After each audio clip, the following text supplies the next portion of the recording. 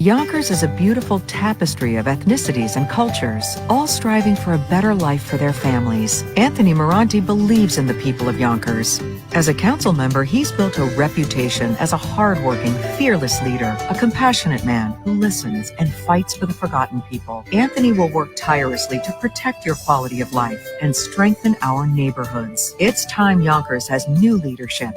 Vote for Anthony Moranti for mayor on the Restored Term Limits line.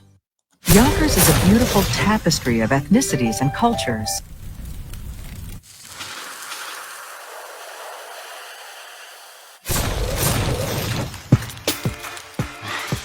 Freddie wins. Good afternoon, folks. It's Freddie Vasquez. This is Basement Politics Unfiltered. Today, I want to go over a few things. Let's talk about an incident earlier today with candidate for City Court Judge Nick Speranza, as well as the elections coming up. Let's not forget, we have elections, and who's contributing to our candidate?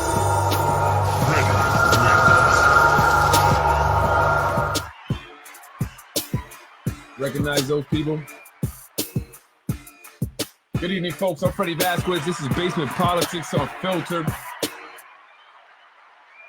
My guy, Nick Speranza, I'm not sure what happened today. Good afternoon, good evening, just about. He was out there on Warburn Avenue. And he's a good guy. If you don't know Nick Speranza, he's a candidate for City Court Judge. He's also an attorney with legal aid. So he defends folks who cannot afford to hire an attorney. He's been doing that for a very long time. And now he's running for City Court Judge. And he was out there campaigning on Warburn Avenue, close to Odell Avenue, I believe. And he was involved in an incident. A resident of the building upset that he was in there knocking on doors, speaking with people, letting them know, hey, I'm Nick. I'm running for City Court Judge. Let's take a look at what happened here with Mr. Nick Speranza. I'm sorry. No, I'm sorry, but you have to stay here. I'm sorry. No, this is. Yeah, that's not cool. You waited for me to come in so you can sneak in. I'm not doing anything wrong. Yeah. I didn't have any like this. I didn't know that. Yeah, you But are. I didn't know that. I No, you're seriously politician. didn't. This is I'm sorry. Get out private of property. here. You cannot be doing No, that. you're not sorry. I'm You're not sorry. sorry. Next time you call the cops and So sorry, man, from the bottom of my heart. I really didn't know that. I'm sorry. Please don't. I'm sorry. Really am sorry, man. Well, the police are getting notified anyway still, and we're gonna send out videos. Thank you.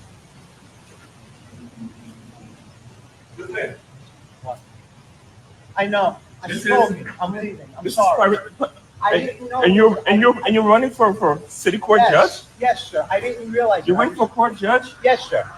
And we're asking. This was posted on the Yonkers Voice, which is, why I'm going to speak about it. It's already out there. But what do you think? Those residents there were upset. He got into the building. According to a woman in the background, she says that he waited for her to open the door and then he slid in behind her so he can have access. They were very upset. And one woman, as you saw there, tried to grab him to physically keep him or prevent him from leaving the building, as she said she was going to call the cops and wanted them to come and arrest him, I guess, for trespassing. I've actually been arrested once for trespassing. It's crazy that you actually can get arrested for that. But he's running for City Court Judge, and that's not a good look. However, I think it was blown out of proportion. I mean, I could understand people maybe being upset that he might be in the building soliciting, campaigning. But you don't go and grab somebody and try to restrain them, call the cops. You can ask them to leave, say, excuse me, sir, we don't have people soliciting here. You'll see that at times posted in the lobby of buildings, and just ask him to leave. Now, if he refuses to leave, at that point, you can call the police. But at no point should you ever attempt to grab anyone and physically prevent them from leaving a building. That's actually causing a bigger problem, and you can actually get in trouble yourself. I mean, you can't physically restrain and hold someone from, leaving. Can't prevent, someone from having free will, as long as there's no reason, even if they committed a crime. You don't want to involve yourself. You can get hurt. But the lady prevented him from leaving. You saw him walk out there quickly. I'm sure he was very embarrassed by it. They're videotaping this, and right away they get it over to the Yonkers Voice. right? It was like, instantly, because it just happened today. And then the Yonkers Voice right away ends up on Warburton Avenue, where he speaks with Nick about the incident. So I want to play that. But I just find it very strange how quickly this was sent to the Yonkers Voice. And I'm wondering if the woman there, because I've seen this before. I was in a building on Bronx River Road, and I was already in. I got in there. I spoke to a lot of people. I was actually on my way out when a woman came in and asked me what I was doing, and she seemed to be upset that I was in there. She didn't try to restrain me. She didn't ask me to leave, but she did say that I couldn't do that in the building. I would later come to find out I found out right away that woman was in charge of getting all the people in that building to sign the petition for Corazon Pineda Isaac. So, of course, she didn't want anyone else in there getting signatures, right? And in fact, the gentleman I was talking to in the lobby when she walked in got upset that she had him sign petitions and he didn't know what he was signing for, and then ended up wanting to sign mine. And so there are people in these buildings that are, like in charge or tasked with doing this, going to all the apartments, getting signatures for a particular candidate that may have developed a relationship with that person. And that's part of your strategy, right? Find the head of tenants associations, right? Become good friends with them, give them things and all that. Allow them, and then they'll go in there and get signatures on day one of petitions. They'll go and they'll gather people into a community room, or they'll go door to door on behalf of the candidate. So was this woman one of those individuals? Is that why she got so upset with Nick Speranza being in there? Which I think it was just blown out of proportion. Let's see what he had to say. It's important because sometimes perception, opinion, that is not correct. So that's the point of this interview. So I think that explaining, it's important so people can get to know the real Nick, and you sneaked in and you run inside. So we don't want people context, and don't think that you sneak in, because what the lady said is you waited for her to open the door and then you sneaked in and you run inside. So we don't want people to know the proper context. I owe the first of all, anyone who knows me knows that I move fast. You got to remember that I'm going to, right now I'm on Warburton Avenue today, we're still here. I plan on hitting over 500 houses today on Warburton Avenue alone. Not with a group of people myself, knocking on doors. There's a good chance that if you're watching this and you live in this area, I will knock on your door today. And I'm asking you to be kind to me if you will, and give me a chance to just introduce myself, explain what I'm doing, and that's pretty much what it comes down to. So, guys, Nick Speranza. So be kind to Nick Speranza. Like I said, I know Nick, and he seems like a good guy from what I know of. I've had many conversations. He was actually on the podcast not that long ago. And I think he's really more embarrassed by this. And I think it was the right thing to do to kind of speak on it, because there's a video out there. And of course, Mr. YV's got it out there, and it could, make people give or have the wrong perception of who he is. But again, Nick Speranza wasn't doing anything crazy, and this guy always does this with these videos, right? He was just simply knocking on doors. That's what a lot of candidates do, especially those that don't have all this money, don't have this big team, aren't, privy to access to, city employees to help out, have to go on out there by themselves or on their own and knock on doors. So if you see this guy knocking on your door, do not be alarmed. He's running for city court judge, and, hear what he has to say. It's important that you are informed, right? It's elections are coming up October 28th, early voting. November 7th is election day. And it's important that we come out and make informed decisions, informed votes. So get to know who are the candidates, right? So he's not looking to sell you, a newspaper subscription or get you to change to a different, cable subscription or whatever. He's simply there to inform you on who he is, why he's running for city court judge, and why you should vote for him. And so that's who he is. So there you go, Nick. Again, he's a good guy. Make sure you check out what's Nick Speranza up to. Folks, I want to talk about this. I did mention it on Friday, but I did delete that podcast because I was a little groggy. I had gone to bed. I woke up and I said, it's Friday. I have to do a podcast, but I didn't like the way it came out. So I'm doing it over and I'm talking about it again. This is the new school that is being built on McLean.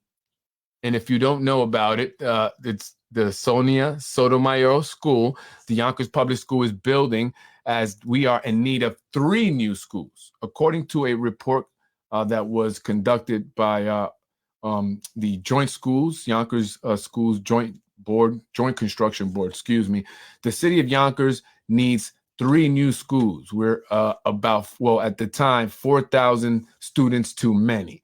But as we've seen more people come into the city of Yonkers, we've also seen an influx of migrants coming in who have brought children with them. That number, I'm sure, has increased. So there's a need for 3 new schools.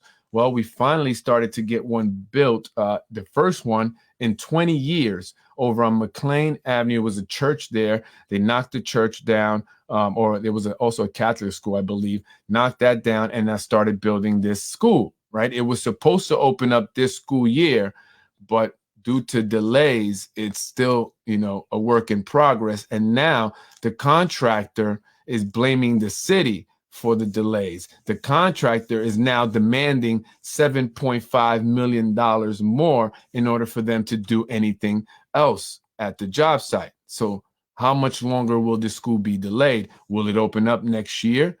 The cost of the schools have already gone over by a lot. I mean, this cost initially were $80 million. And now I hear that it's up to $100 million. And now the contractor, Piazza Inc., is demanding another 7.5 million. And that's how it goes with construction, right? These contractors will come in low and then get the job going. And I'm not saying it's Piazza Inc.'s fault. I'm not saying they're lying here about the reasons for the delays. And I'm not saying that they are not, deserving of the 7.5 or it's not owed to them. I don't know. But I do know that these delays are only going to affect the Yonkers Public School students who are already sitting in crowded classes. This is from the Yonkers Ledger. Contractor claims costly delays and inadequate plans for Sonia Sotomayor Community School. The Justice Sonia Sotomayor Community School construction hit a snag with the contractor alleging costly delays caused by city officials. This issue led to the contractor, Piazza Inc., to demand an additional $7.5 million to compensate for extra work required to complete the project. The complaint was filed in Westchester Supreme Court on September 28th of 2023. The Justice Sonia Sotomayor Community School is highly anticipated addition. It marks the first new school construction in the city in 2 decades. Set to open next year, the design serves about 675 students, ranging from pre-K to 8th grade. The $80 million project sits on the former St. Denis Catholic School site on McLean Ave and Lawrence Street. Piazza Inc., a Hawthorne-based contractor, won the $36.2 million general construction contract for the ambitious school project. The Yonkers Joint School Construction Board is managing the project and is at the center of this dispute. The complaint claims that the construction board provided plans that were incapable of being built as originally drawn. Furthermore, they argue that both the construction board and Kayer, Garman, and Davidson Architects interfered with their work. Piazza Inc. claims they received instructions to start on February 2022 and complete the project by August of 2023. However, problems during the demolition phase limited their access to the site. For instance, an adjacent apartment building sustained damage during excavation, necessitating support pile installations where Piazza was scheduled to construct a building. Complicating matters further, the architect instructed Piazza to alter their sequencing, beginning with the adjacent community building instead of the school. Delays continue as KG&D had to redesign the foundation in April 2022 and then reversed their early instructions and requested the construction site on the school first as originally planned. Piazza then only gained full access to the site on May 23, 2022. The project subsequently fell 4 months behind schedule.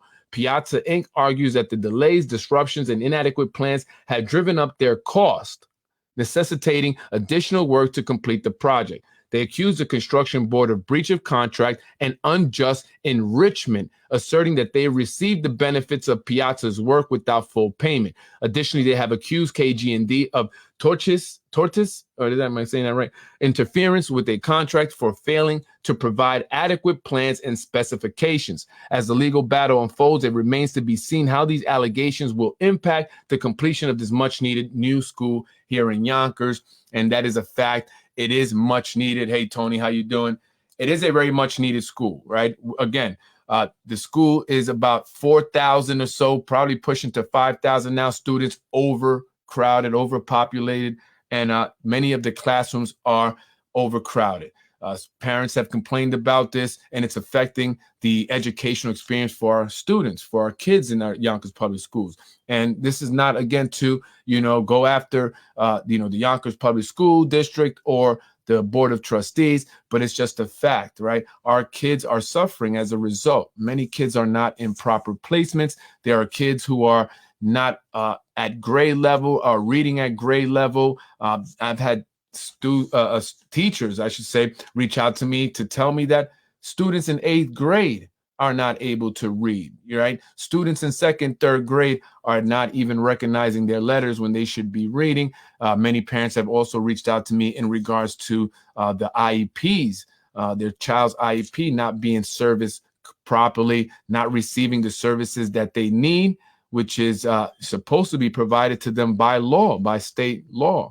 Right. And they talk about these state requirements, right? Well, you guys are failing to meet the state requirements when it comes to children's IEPs. There are children out there who have yet to receive therapists or signed a social worker or, some form of therapist, right? Students need speech therapy. Some students need help with, other things, that involve education and stuff. And they're supposed to receive these services and they're supposed to be provided by the district, but they are not. And so this causes students to fall behind.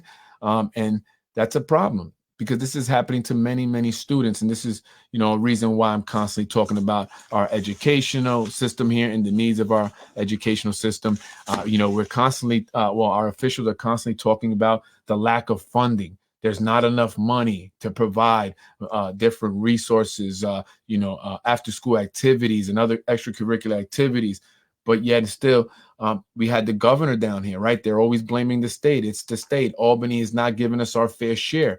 But we had the governor here. We had Andrea Stewart-Cousins, the Senate Majority Leader. She was down here. We had Assemblyman Nader Sage. He's always down here. And so why aren't they showing them the school needs, showing them the buildings and how old the buildings are, showing them the repairs that are needed right away in our school buildings, letting them know, hey, we need to get this new school done and we need to build 2 more.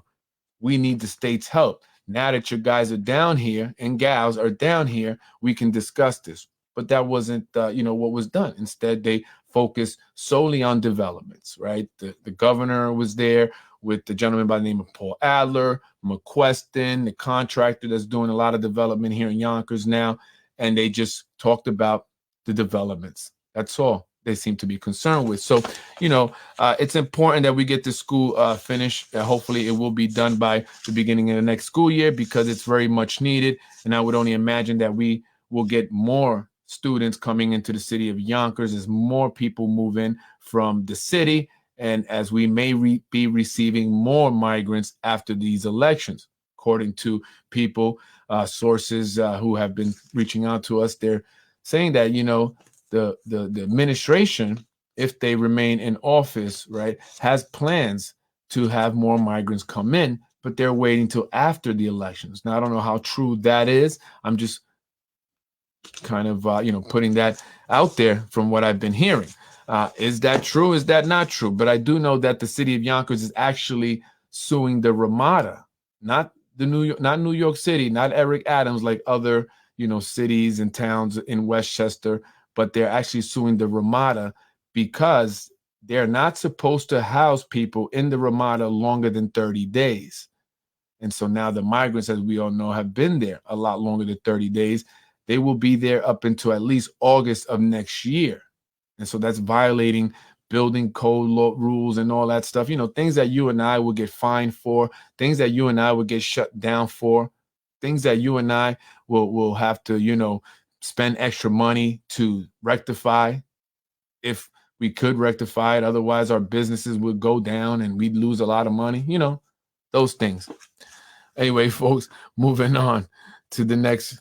Jose Roman. Let's talk about the elections. Jose Roman, this guy is a, strange character here in the city of Yonkers. He's involved in politics. He was running at one point, I believe in 2021, he was running for District 2 against Corazon Pineda Isaac. He's a Democrat, but he didn't really campaign much. I didn't hear a whole lot from him. Obviously, he didn't win. And then this year, he was out there gathering petitions on behalf of Mayor Spano and other candidates, but Mayor Spano specifically. And if you look at his petitions specifically were some of the ones that stood out to me because of the signatures on those petitions. They looked like they were written by the same person, or maybe there were about 2 or 3 individuals that wrote all those signatures. But they look very suspect. They look funny. They look fishy. And he was paid very well for. He was paid handsomely, I should say, for that, right? Because that's what they do. That's what these individuals are here in the city of Yonkers to really do, right? They don't represent the community. They don't come out to support the people of the community. They don't, advocate for the people of the community. They pretend to. They'll go out there during election season. They'll muddy up the whole game. They'll pretend to want to run for an office, really to just block a line, to help actually the incumbent remain in office. They'll go and gather signatures. That's what they do. These are the, characters that we have here. Are you a Latino that wants to be promised a city of Yonkers job that you will never get? Then call 914. I'm not sure whose number that is. Yonkers rumors. People are saying Mayor Mike Spano gave Jose Roman, who likes yelling at Corazon Pineda Isaac's mother, a job at City Hall. He supposedly took over Wilson Terrero's old workforce job. People at the Yonkers Tribune commentators had previously spilled the beans about Jose Roman allegedly losing his previous City Hall job for trading Section 8 apartments for sex. Now, I wouldn't even doubt that, because I know of a building inspector many years ago that was actually having sex with some of the tenants while on the job. I know this personally. And so this is the city of Yonkers. Hopefully the bow tie wearing Jose Roman won't cause Yonkers taxpayers to be hit with sexual harassment lawsuits. It's pretty much a no-show job that some suspect was given because the mayor probably wants Jose Roman campaigning for his run for Senate. And that's just really what I wanted to get out of that. They give them jobs. They give individual no-show jobs, right? You see many people during elections get a job after the elections are over, but you'll see them campaigning for a certain candidate, and they do that again to get a job. People have spoken to me, employees of the city of Yonkers, who have been told that they have to go out there and campaign. They have to show up to City Hall during the meetings, the term extension meetings. Many of the people that were there were DPW employees, and that's just part of working for the city of Yonkers. You want a job? You got to go out there and campaign. You got to knock on doors. I played an audio of a Parks Department employee telling another individual, a city resident, how to get a job with the city of Yonkers. One of the ways is to write checks. You can go to a fundraiser and bring a check. Bring multiple checks. The more checks, the better, he says in the audio, right? And at that particular time, that individual, that employee, was holding a fundraiser for the mayor of the city of Yonkers. So was he encouraging this person to bring checks to that particular fundraiser? And if he did, he would have an opportunity to get a job with the city?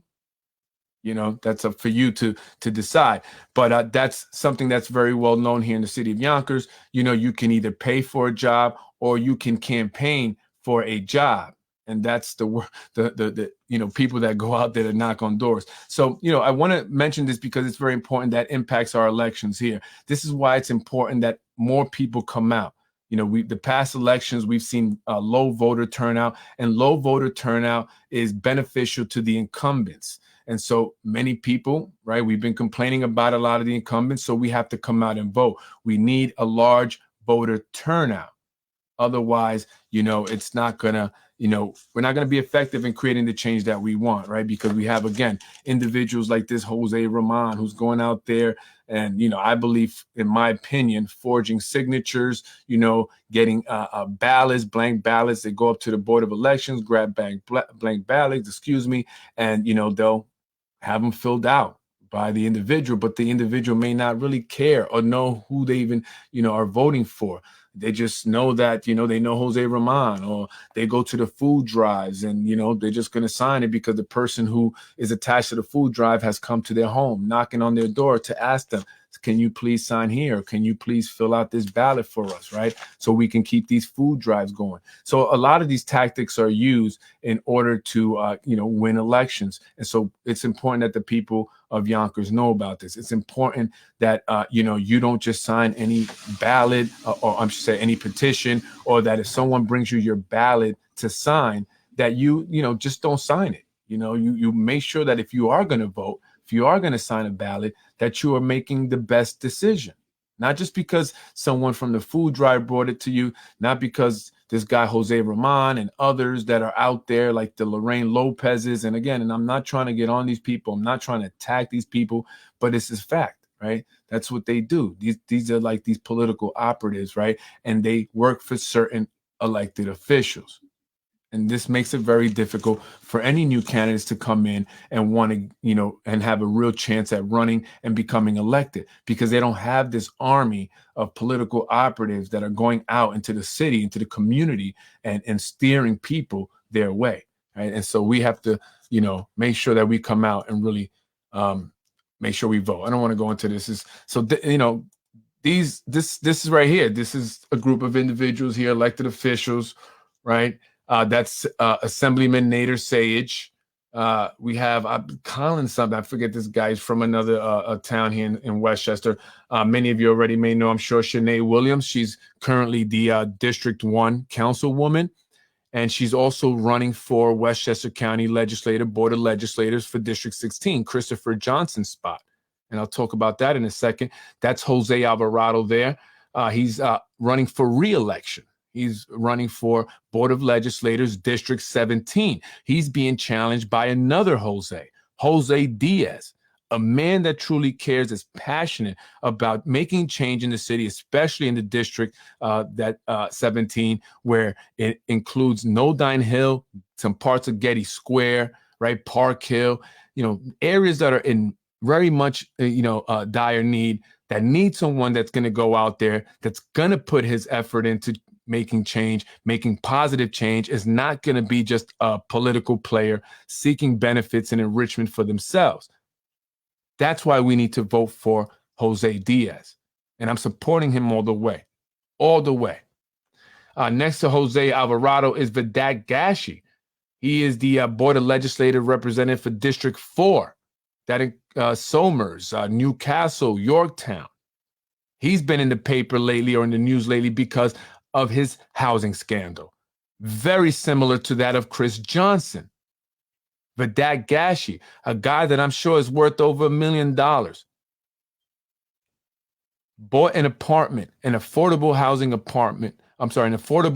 apartment in a building using an affordable housing program, although he does not qualify for it. He purchased this apartment, and the terms of being able to do so, because he also gets tax breaks from the city of New York, is that he has to live there. But he doesn't live there. He lives up in Yorktown in a home that's worth almost $1 million.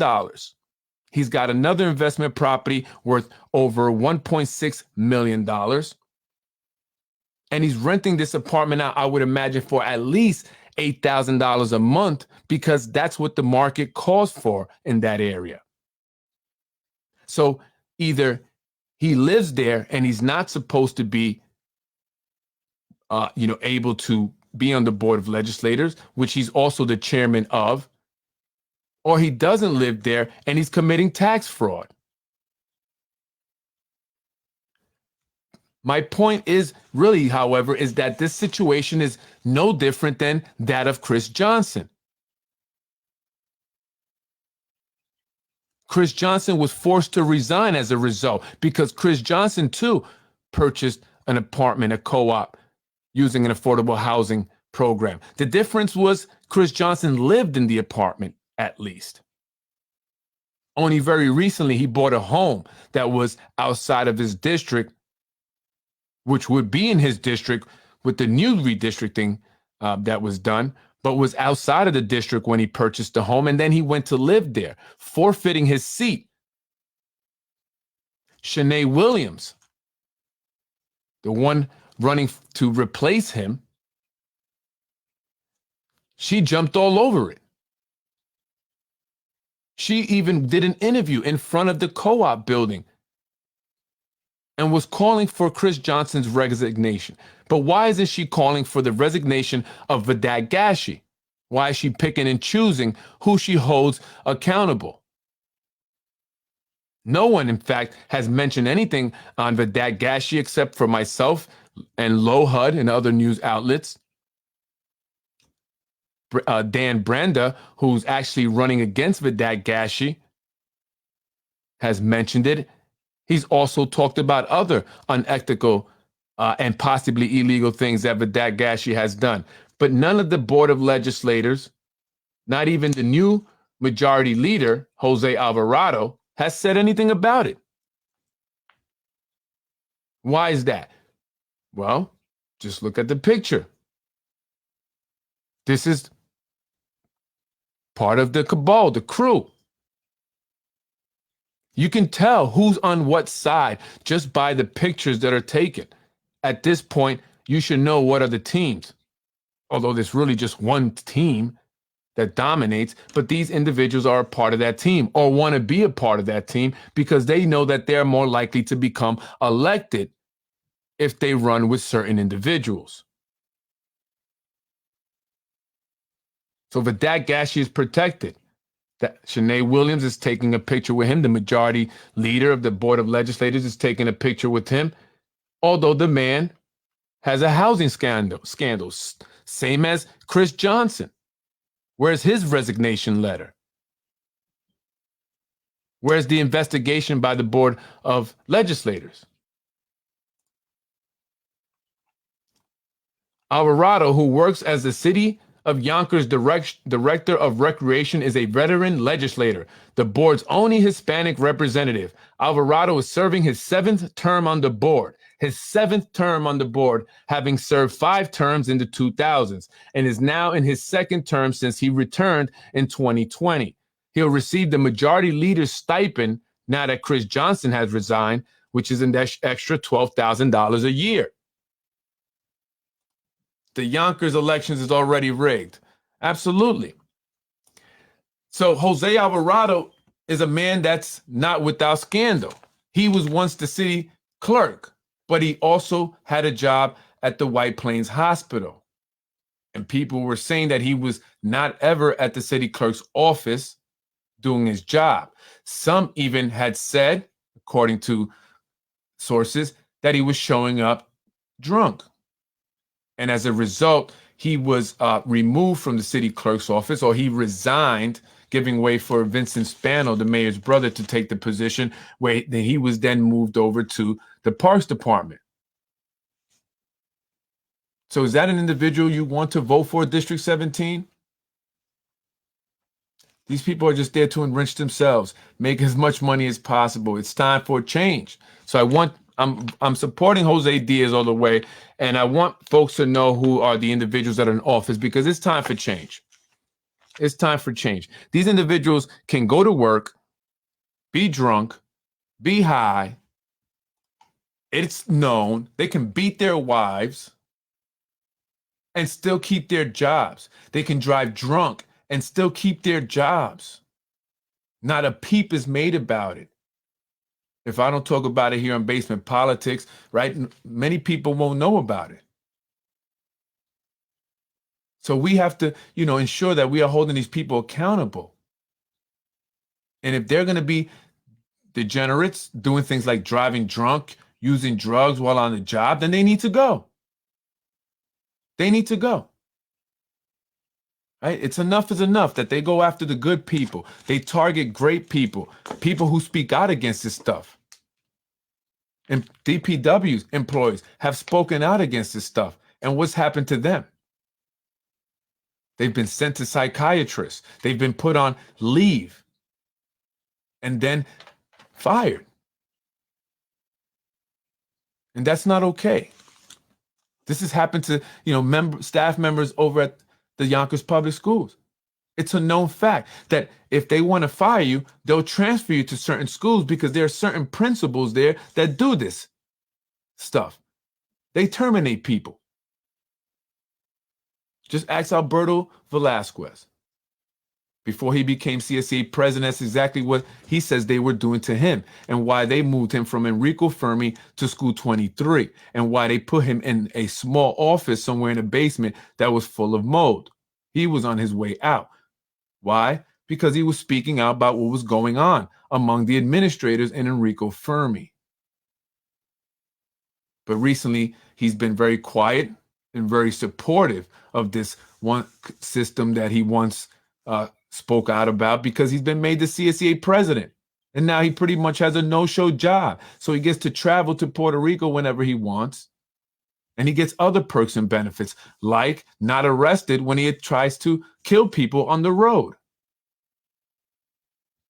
Why bother calling the cops? Why bother going to file a complaint with the police? Because they were there and they saw him. They even said it. And they didn't do anything.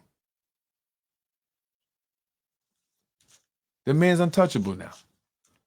It's unbelievable. I was the person he tried to kill and my kids.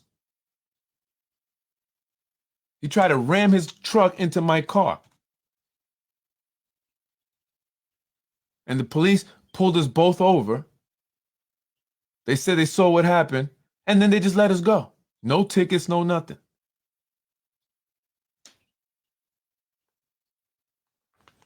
It's unbelievable.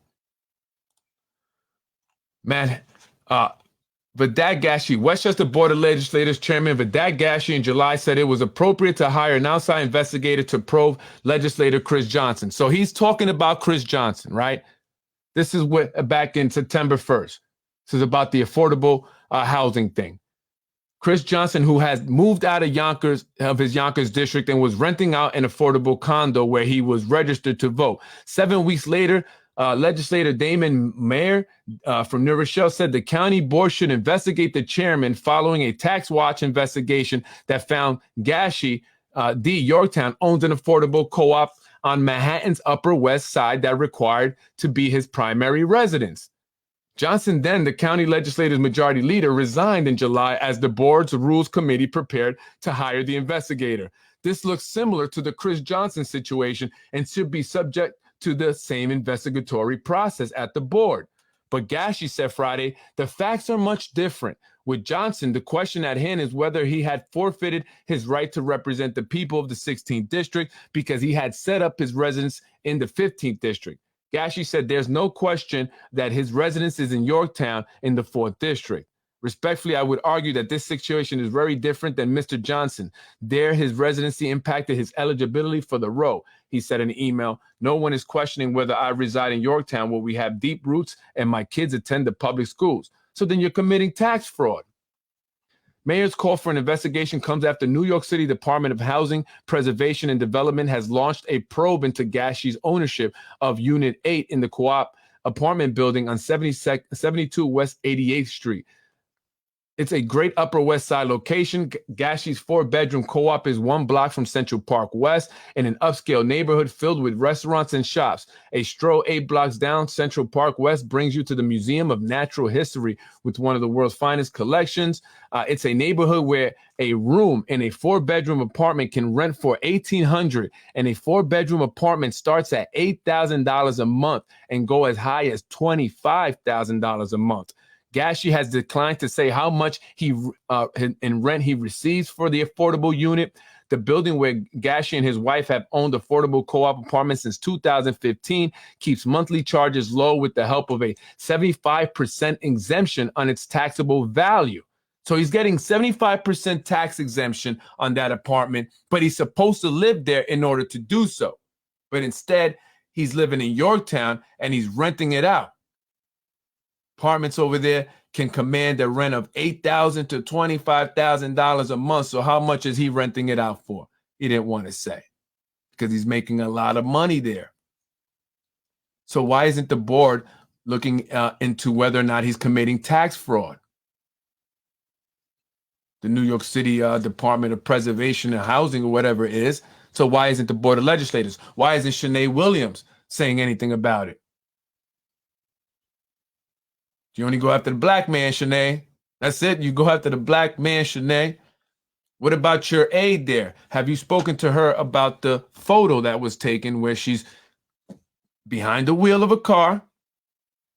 She's got a shot she's about to take, and the passenger has an open container.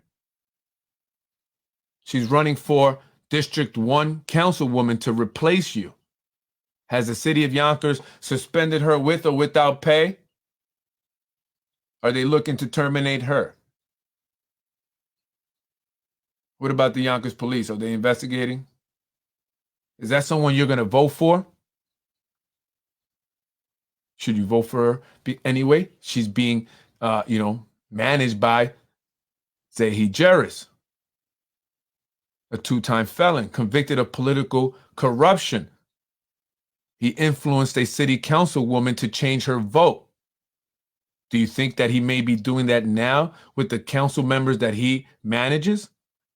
Or do you think he's completely changed and he's now helping them represent the people of the city of Yonkers? I doubt it. I highly doubt it. Let's take a look at the campaign contributions that some of these individuals are receiving. Let's start with Shanae Williams, I should say. County legislator. And you can do this on your own. You can go publicreporting.elections.ny.gov, go to campaign contributions by recipient, put the person's name, the candidate's candidate's name or the elected official, hit search, and you're supposed to get something. County legislator here. And then you can see who's donated to their campaigns. You can do from highest to lowest. The Committee for Better Yonkers. They contributed to Shanae Williams. Why is that a problem? Well, because the Committee for Better Yonkers is basically a political action committee by the developers. They fund this committee. And this committee, all it did in 2021 was attack Mike Cater. They created a website strictly to attack Mike Cater and support Lakeisha Collins Bellamy, who was running against Mike Cater at the time. The Committee for Better Yonkers is currently being sued by Mike Cater, among other people. What has the Committee for Better Yonkers done to make Yonkers better besides influence our elections? Nothing. But she took $2,000 from the Committee for Better Yonkers, which is located at 37 Glen Road, Bronxville, which is attached to a woman named Roseanne Gallego. Roseanne's husband, Dennis, is the secretary of the ethics board here in the city of Yonkers. The ethics board that very recently was wondering what they should do with the investigation request by Mimi Roca into the hiring practices here in the city of Yonkers. Are they going to look into it? 1199 SEIU. The president of 1199 SEIU, I believe, is a Latina woman. She has a relationship with Nick Spano, very close relationship with Nick Spano. And she supports, or 1199 supports the Shanae Williams, the Tasha Diaz's, the John Rubos, the Lakeisha Collins Bellamy. $1,000. $1,000. Amir Rabadi, $1,000. $1,000. Dr. Rabadi is the head doctor for the city of Yonkers, pretty much, the Yonkers Public Schools. AMS, one of the biggest developers here in the city of Yonkers. They gave her $1,000 on May 3rd, 2023. They are the ones that are going to develop Chicken Island. They own it.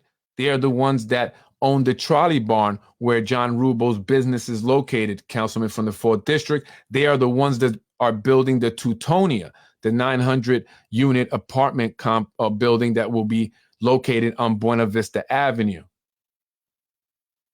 They are also doing projects on North Broadway and Locust Hill. Brandon Nader, $1,000. Brandon, you surprised me. You're a Republican who supports and donates to Democrats. Brandon Nader is very inactive in politics. Domino Sugar, of course, Domino Sugar. Fleet Mill Street LLC. Economic Initiatives PAC, $1,000, whatever that is. All right. Louis Gelage, a Gelage. I spoke about this gentleman very recently. He is the owner of 470 Neperhan Avenue. Very recently, the mayor and others were there as they were welcoming West Hab. Is it West Hab? Oh, Habitat. I'm sorry. Habitat for Humanity's Restore, where I guess if you lose furniture, you can go to them and they have a bunch of furniture that they can, I don't know if they donated, but they were doing that over there. 470 Neperhan Avenue is owned by Louis Gelage. Again, I spoke about him very recently as his son, Anthony Gelage, 25, is currently sitting on the Zoning Board of Appeal. He was set to be replaced by his younger brother, Christian Gelage, 23 years old. And now, people were questioning whether or not this was a way for their dad, the real estate investor here in the city of Yonkers, to control a vote on the Zoning Board of Appeals. Was this a position that was handed down or inherited? Nepotism on the zoning board. So as a result of, my podcast, as well as the Yonkers Ledger and other people questioning this appointment, it was postponed indefinitely. So we don't know what's going to happen there, but he's donating to her. So where does her loyalty lie? And the Yonkers City Council are the ones that vote on the appointment, right? So the mayor decides, okay, I want this guy, Christian Gelage. He's going to appoint him. But the city council, which includes Shanae Williams, have to vote to approve the appointment. So was she going to recuse herself from this decision, this vote, because the guy's dad has donated to her campaign? This is why it's important to look at this, because this will tell you who are elected officials truly representing. Who do they work for? They need this money. They need the money to run the campaign. They need the money to keep their campaign manager, in this case, Zahi Jeris. What do you think he does with that money? Marathon Development Group, Martin Ginsburg, $1,000. They're doing a lot of the development over at Ludlow Park. They had a park on Warburton recently named after Martin Ginsburg. Mayor Mike Spano's committee, $1,000. Menachem Mitnick, he's also AMS. He is one of the owners, one of the principals of AMS, $1,000. So you'll see AMS do that. They'll donate on the AMS group, AMS LLC, or their individual names, Menachem and I forgot the other guy's name, Avi. Michael Minerva, I believe that's Empress. O'Connor and Sons Management, Park Square Yonkers, LLC, PCI Industries, PKF O'Connor. They do all the audits, for the city of Yonkers, all the reports. They're constantly donating to certain elected officials. Police Association of Yonkers, $1,000. RMR, RV, that is a company owned by a member of the Rabati family. I'm not sure. Let me see if I got it up. No, I don't know if I got it up there. But yeah, it's a Rabati, a member of the Rabati family. That's their company. Sawmill Auto Sales. So again, who do our elected officials truly represent? Traction Power Corporation, Uno Park LLC. That's Joe Carter, the guy buying up all of the real estate along Warburton and Woodworth. He's working with the movie studios.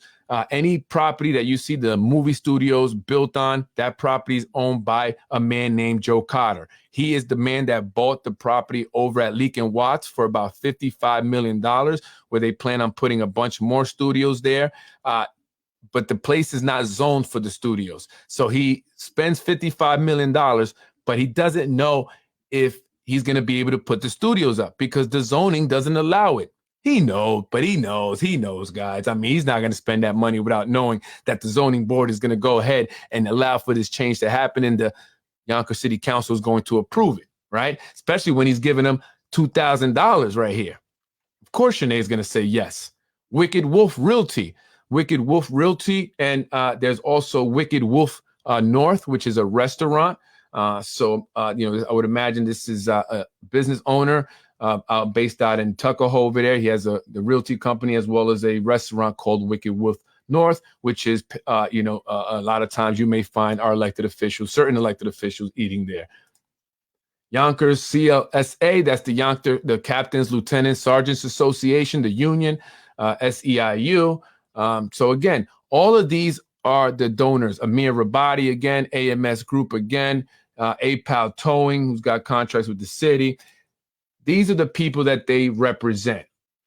Don't get it twisted. Look, Empire Development Capital Holdings, don't get it twisted. They don't work for the people. These are the people they have to answer to first. They're the ones that are going to contribute to their campaigns. They're the ones that are brought in by their campaign manager, Zahi Jerris. He has a lot of connections to a lot of the developers. He is the guy that facilitates a lot of these development deals. Think of the Ridge Hill development. Let's go to Tarshina. Anybody know who Tarshina Diaz is? That's Tasha Diaz, aka Tarshina Freeman. She uses the Diaz to appeal to Spanish people.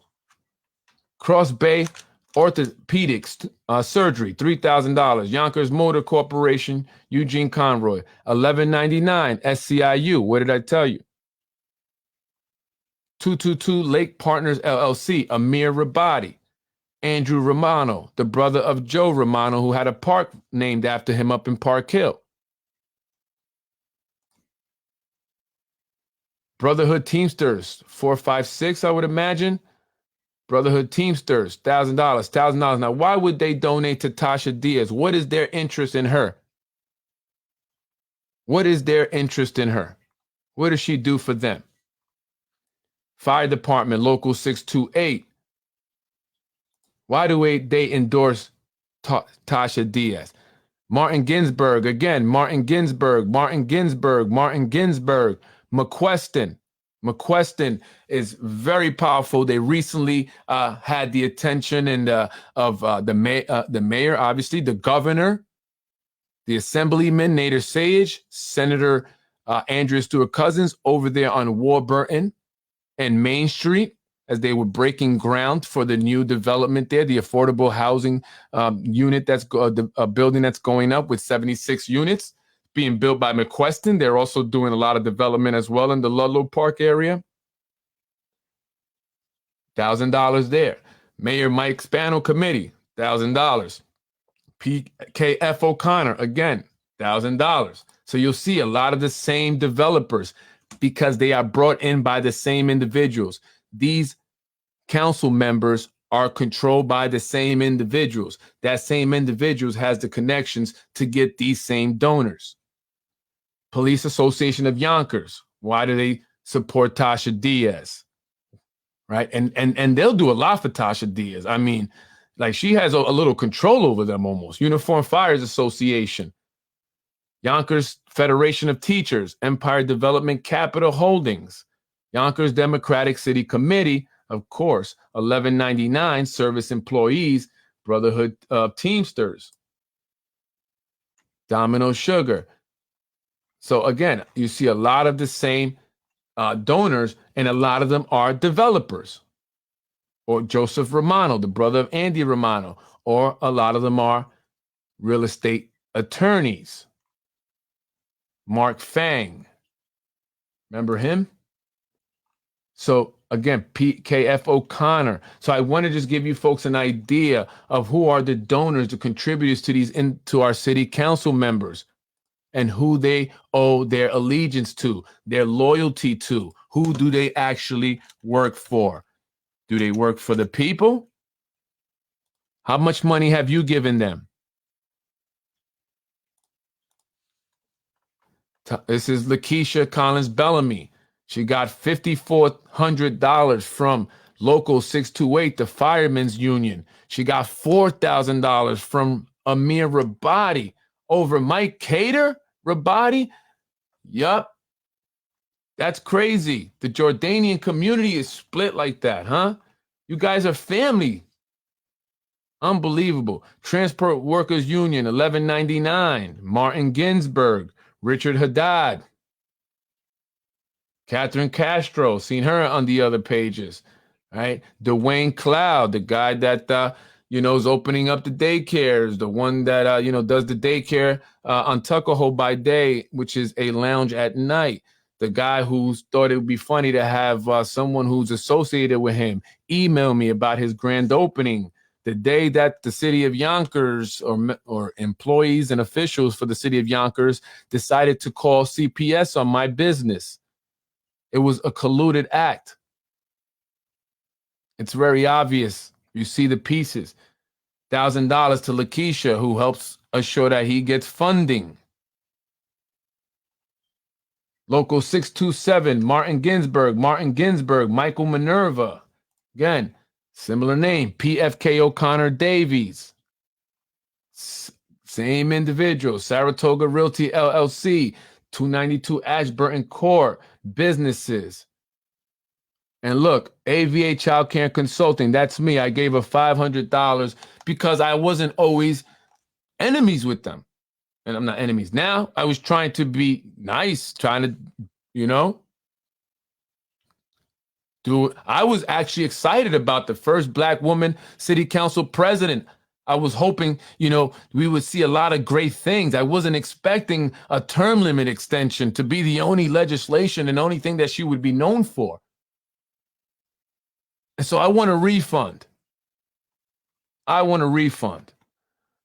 DeBello, this law firm, Al DeBello, very involved in politics in Westchester and Yonkers. Read up about him. They actually named an area of the waterfront after him. McQuestion, it says McQueen, but it's McQuestion. If you look up the address, McQuestion here again, 500. McQuestion, 500. PFK O'Connor's Reggie Cruz, who's her brother-in-law and who was recently promoted, or maybe within a year or so, promoted to, I believe, lieutenant in the Yonkers Fire Department after she won her election. Not saying anything, I'm just saying.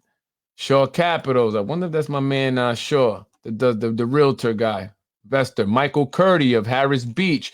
John Daoud, his relative, was the guy that was stalking me, taking pictures of me while I was in front of my house, then giving them to the Yonkers Voice to post up along with my address, pretended to be lost.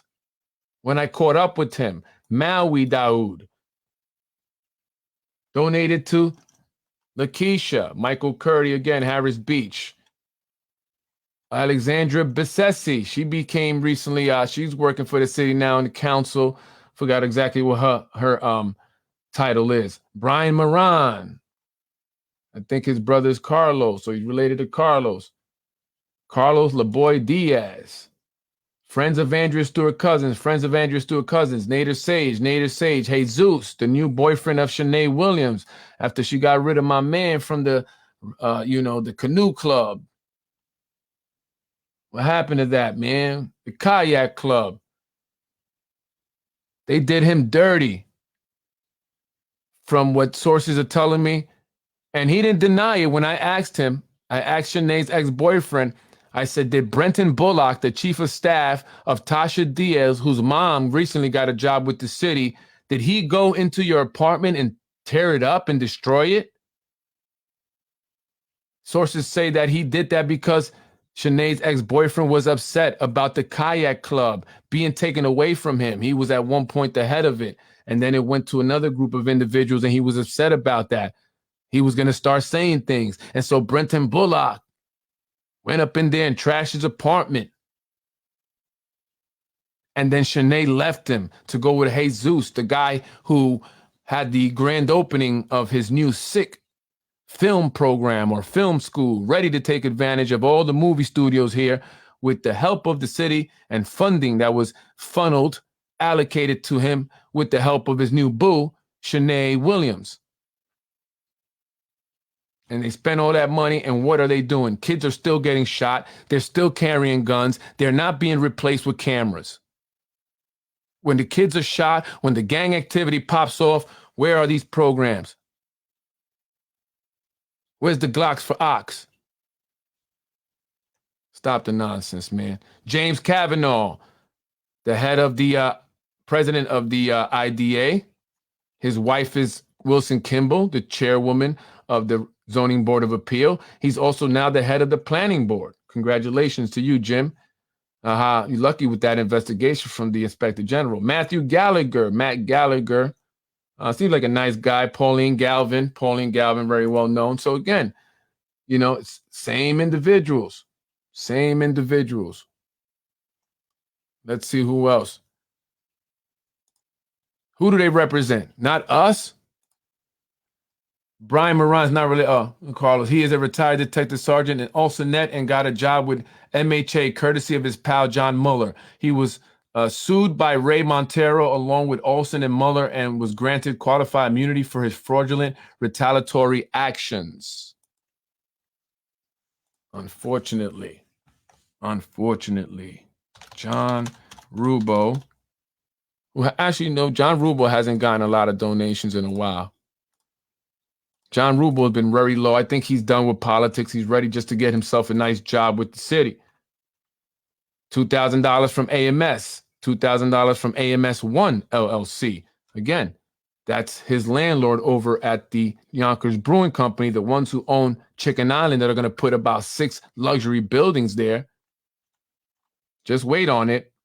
John T. Rubo donated himself. Amir Rabadi. Again, Amir Rabadi has contributed over $200,000 to elected officials. Some say that he has paid for his position where he's at. He's got a $200,000 plus year job with the city of Yonkers, but he's got about 3 other jobs. He was recently named the chief of medical staff at St. John's. He's on the board there. He's on the board of like Montefiore or something. You know, he was the one facilitating a lot of the COVID testing, recommending that children be vaccinated with for the COVID vaccine. So that $200,000+ a year with the city only requires that he work for 20 hours a week. Isn't that a great deal? How many of you would love to make $200,000 and work only 20 hours a week? Extel, they recently started building their bunch of buildings. I think they're going to be 4 or 5 buildings over by the Avalon, over at the old the MTA bus depot, who were also partners with Layla Gorin, who purchased the old factory over there, the old power plant at JFK Marina, and has done nothing with it. She got a bunch of grant money because she was saying she was going to turn it into this climate change facility, where they research climate change and all that. They were going to have a floating stage for performances, and nothing. It's still sitting there. The only thing that's changed about the JFK Marina is that they now charge you to go there. Henry D. John Balaj. Listen, Henry, my apologies. I kind of, there goes Layla Gorin right there. Layla Gorin. See what I'm saying? She had donated $1,000. Martin Ginsburg, Harris Beach, $1,000. I was gonna say, Henry, I you know what? I like you. I hadn't spoken about Henry in a while. His wife is a tough cookie there. Respect to you, ma'am. But I get you, Henry. I do. I kind of get you. You know what I mean? You know why I like Henry? Because he's not like the other people that just like too much, man. Henry just, listen, man, I'm a businessman. I know how it works here in Yonkers, and that's all that is to it with him. He's not extra with it. He doesn't need to be seen. He doesn't be kissing the ass and nothing like that. He just does his business, understands that in Yonkers, you have to do business a certain way if you want to succeed. And, and that's just what he does. So, I'm not going to hold that against you, Henry, because I get it, man. I totally get it, man. Some people may not like him, but, I don't got no issue with Henry. So Jose Alvarado, let's see who's donating to Jose. Again, folks, Jose is up for re-election. District 17, please vote for my man, Jose Diaz. He hasn't received, 2,500 is the most he's received from the Democratic Majority Action Committee. There's money here. We don't know where it's from. Latimer for Westchester donated to Jose. Friends of Jose, the Yonkers Democratic Chairman's Club. Oh, there's the Yonkers Democratic Chairman's Club. Westchester Ave of White Plains LLC, New York Political Action Fund, Nicholas Capano, 1199 SEIU, Amir Rabadi again, Brandon Nader, $1,000. Interesting. Not sure if he lives in District 17. Maybe he's also not a Democrat. Maybe he just likes Jose. Maybe they're good buddies. La Piñata, right? That's my man Roberto over there on Main Street.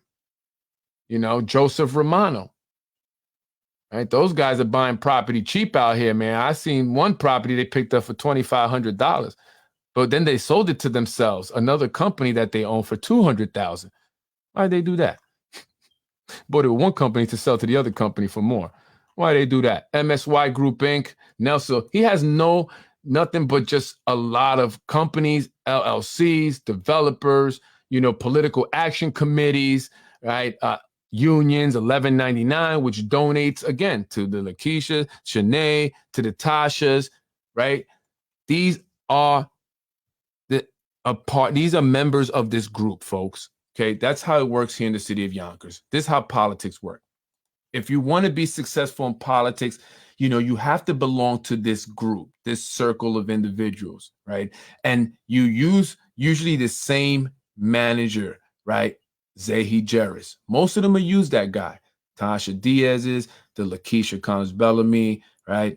John Rubo. I believe Nolan's used them. I believe, maybe, I'm not sure about Nolan, right? But they use this guy. They're part of the cabal. They get the same donors because they are a part of this network. And they work for this network. They don't work for the people that elected them. They work for the network that they are a part of. Lakeisha Collins-Bellamy, when she won in 2021, she thanked the Zahi Jerrises and his family. She thanked Wilson Kimbo and her husband, James Kavanaugh. She thanked the mayor. So who does she work for? Who does she represent? Right? That's why she introduced the legislation to extend the term limit. She said it. The mayor believed in me. I owe it to him. But that's a problem. You want a city council president that's not going to be indebted to the mayor. You want a city council president that's not going to be afraid to step up and say no to the mayor. You want a city council president that leads the city council to be a true checks and balance so that the people of the city of Yonkers have a voice. It can't be to where you have a city council president that was pretty much put there by this group of individuals, this network of individuals that are funded by the developers. Because when the mayor says he doesn't want an affordable housing increase, that's what he's going to get, even though that we are in need of more affordable housing. And while they say we brought in more affordable housing, that's not necessarily true. A lot of them are senior affordable housing. But they don't tell you that because they work for the developers. They don't tell you that the ShopRite was sold to some real estate holdings company out in California. They don't tell you that they plan on putting more luxury buildings there and possibly a Whole Foods. They're supposed to inform the people of this. But when they are indebted to, when they work for, when they are funded by the developers and the current administration, they are not going to represent you. And that is why it's time we vote for change. This is not to be personally attacking them. This is not because I dislike them. This is for no other reason than to inform the people of the city of Yonkers so that we make the best decision come November 7th. It's important. We need to elect people that are going to represent us. And so we have to understand this. The majority leader, the same thing. She is the education committee chairwoman. What has she done about the need that we have here in the city? The needs, the basic needs that our kids have here in the city. Where is she out champion for education? She's out there, with the food drives, right? She's fighting for that. She's getting upset when people criticize her about that. But where are you when it comes to our schools? You're not saying anything about these delays to this new building. You're not talking about the fact that our schools are underfunded and overcrowded. You're not talking about the fact that so many students who have IEPs are not having their services met. You're more concerned with trying to get certain individuals fired. And that's not your job. Do your job. All of you, do your job, because you have let the people of the city of Yonkers down. You have not represented us. You have not kept the people informed. And now it's time for change. We must vote for change. I have been attacked for the past 2 years. I have been harassed. I have been threatened. My livelihood, my wife's livelihood has been jeopardized, and we have been affected financially. We have been affected mentally, and we have been affected emotionally, all because I am telling you the truth. I am informing you about the issues that we have within our government, issues that we must speak out about. And so I have considered many times to shut the podcast down and just be quiet. It's easier that way. But I can't. I can't let people down, but I can't let my family down, because I have, principles that I live by, that I teach my kids. You fight for what you believe in. You speak up for what's right. And you don't let anyone silence you. You can't be afraid. And so I'm going to continue to speak out. And you can try and continue to attack my wife and attack us, cause us problems. But I'm still going to get the truth out there. And I'm looking for the support of the people of Yonkers, those that are tired of this, that are looking for change, those that have been targeted themselves, have been retaliated on, have been fired because you spoke out to support me, my family, and my wife, who has been struggling in a job that she once loved. But there's such a cancer here in this city, a plague.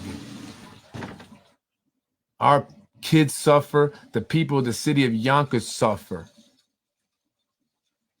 And it's time to end this. It's time to shake up this cabal, this group of individuals that have been in these positions forever. They don't want to let it go. This is how they earn their living. This is how they enrich themselves. But they haven't produced anything for the people. They haven't helped the people enrich themselves. Where are the jobs? Where are the jobs? There's no jobs here in the city of Yonkers, but the rents continue to go up. They promised us a lot and have delivered nothing, and have made it obvious with each building that goes up that they don't want certain people here anymore. And if you don't come out to vote this year, if you allow for only 8,000, 10,000, 20,000 people to come out and vote, then you're gonna be pushed out. They're gonna win. They are banking on you not coming out. That is how they win these elections. Low voter turnout, suppress the vote. A lot of people don't even know their elections. A lot of you are going to be impacted if you're not already being impacted. Don't be fooled by the feel-good events that they try to hold to keep you, preoccupied with other things, to have you look over here while they kick you out over there. They don't do anything for the people. They don't give you a job. They don't help you pay your bills. They don't help you find an affordable place to live. They don't keep crime down. They don't improve the schools. They don't fix the infrastructure. Why do you think we're going to have more flooding? We're going to have a lot more flooding. They're putting more pressure on this infrastructure, on our sewage system, building more buildings in this old infrastructure. No real, no real plan other than to just build, and it's becoming overcrowded. We're seeing homelessness rising, drug abuse, drug addiction. And what if we get more migrants after these elections? Because I hear that they have made a deal already to bring more migrants in, but they can't do it now because they don't want to upset the people. They don't want anything to cause the people to really come out and force and go out and vote, because that's their biggest fear. Their biggest fear is you coming out to vote. And so we have to come out. It's time to come out. Bellamy should be in jail based on her own admissions 3 times, on Yonkers' voice twice, and when she introduced the mayor for his re-election. How did her husband do on his police agility test? How is his career? Remember, she said he don't got a job in a grocery store, but a career. Well, she's referring to comments that the city council president made in regards to her husband's job, saying that he didn't have a trivial job like in a supermarket or something. He had a great a career as a corrections officer. That was in response to me mentioning the fact that her husband was going to get a police officer job. This was told to me by very reliable sources before he did. She said he did take the test, right? And very recently he went for the physical exams. And that is a benefit, a perk, a gift, a payoff, as many people are saying, for her introducing the legislation to extend the term limits again. I mean, maybe it wouldn't look so obvious had she done other things prior to that or after that, but she has not. She has been relatively MIA. She does have a ankle injury, which has prevented her from being mobile.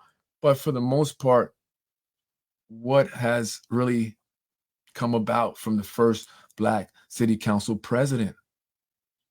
Most of the Black people are being pushed out. Many Black people are complaining to me about discrimination in housing. They say we feel they don't want them here anymore.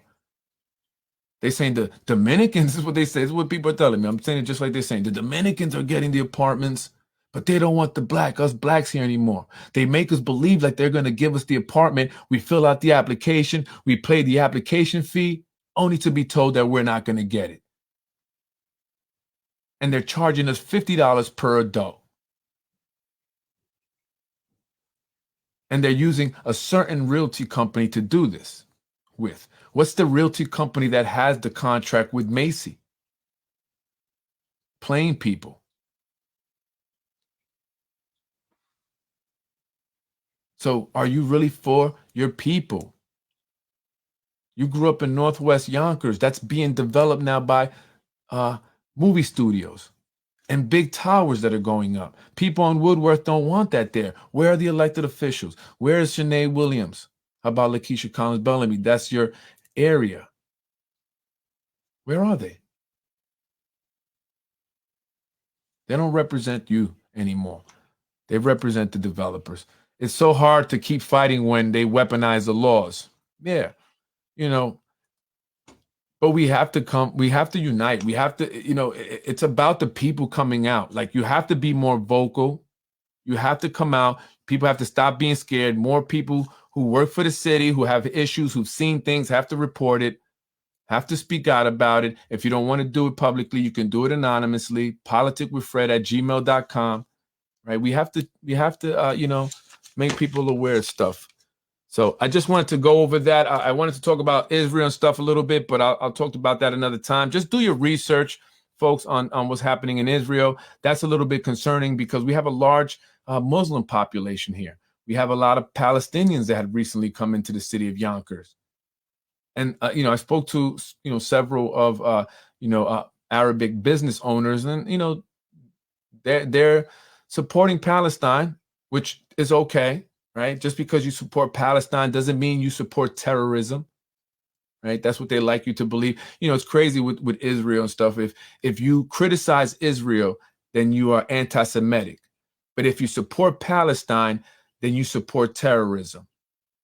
It's not like, it can't be that way, right? It cannot be that way. Learn about the history. That goes back, biblical times. But just catch up from 1970 with the Balfour Declaration and World War I, right? The British had control of Palestine at one point, and the Jewish bankers, led by the Rothschilds, wanted a homeland for the Jewish people. And they believed, because of what is said in the Bible, that it was Palestine and Jerusalem, and that's their homeland, and that was promised to them by God.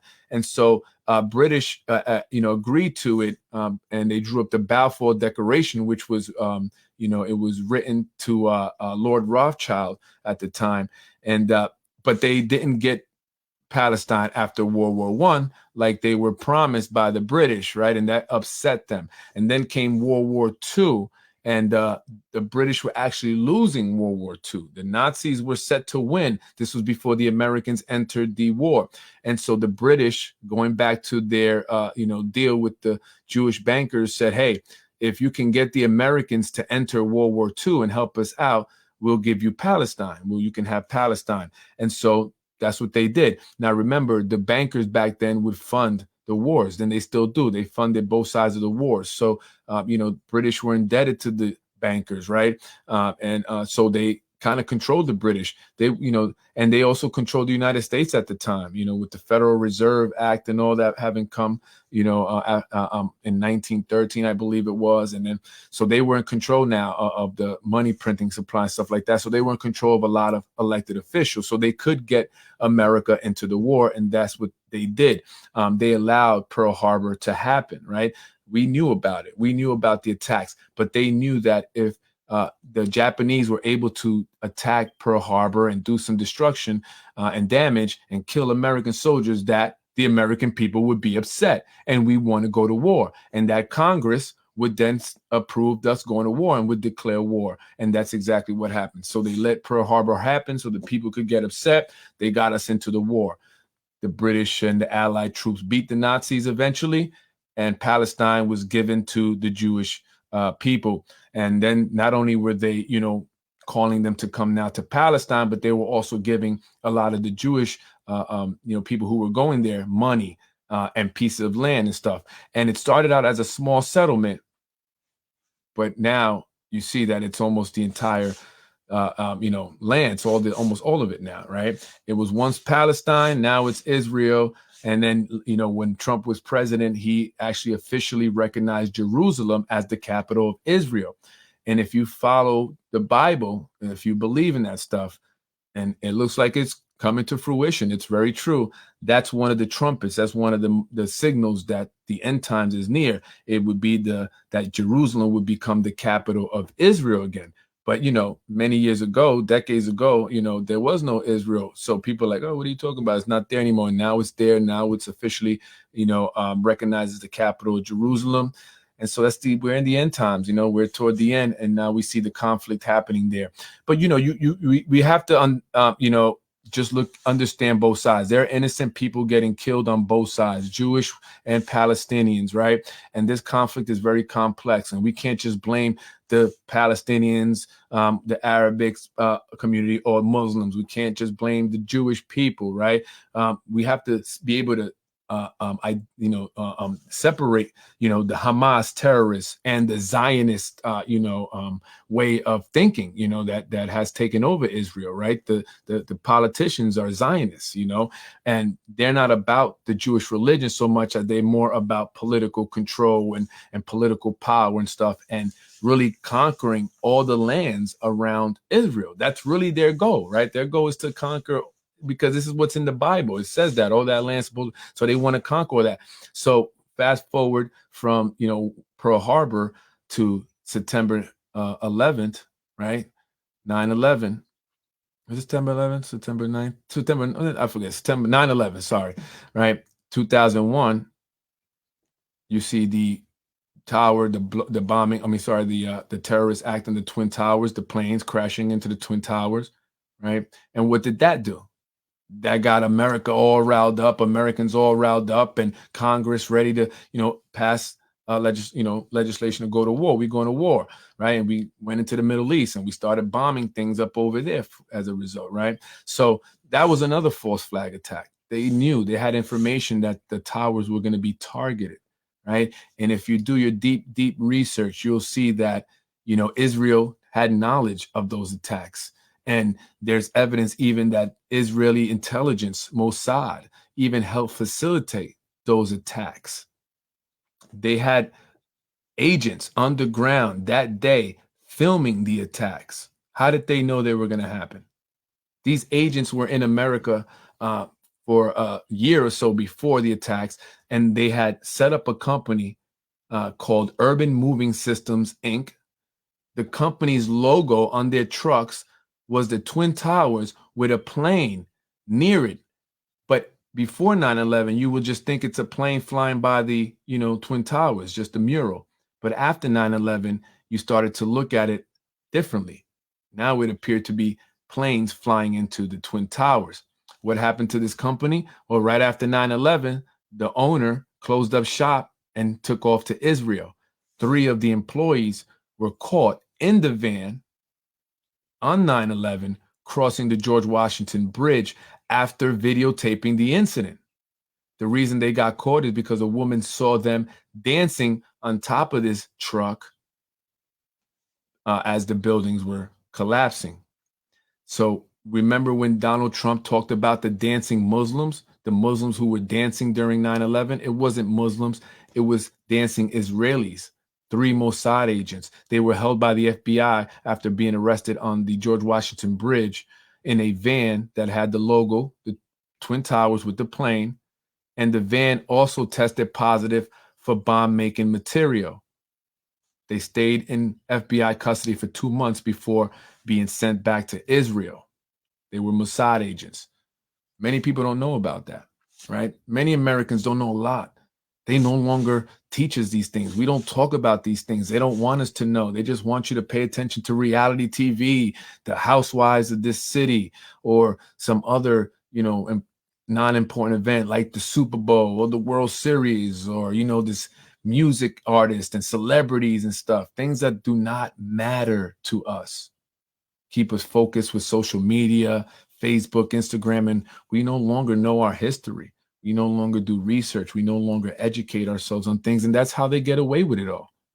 And that's what I'm trying to do here, to, as much as I can, educate people on what's going on, right? And so was the attack on Israel very recently another false flag attack allowed to happen by Israel so that they can then get the global, support in taking out the rest of the Palestinians and other countries like Iran, who they say supports Palestine and has given them rockets and stuff.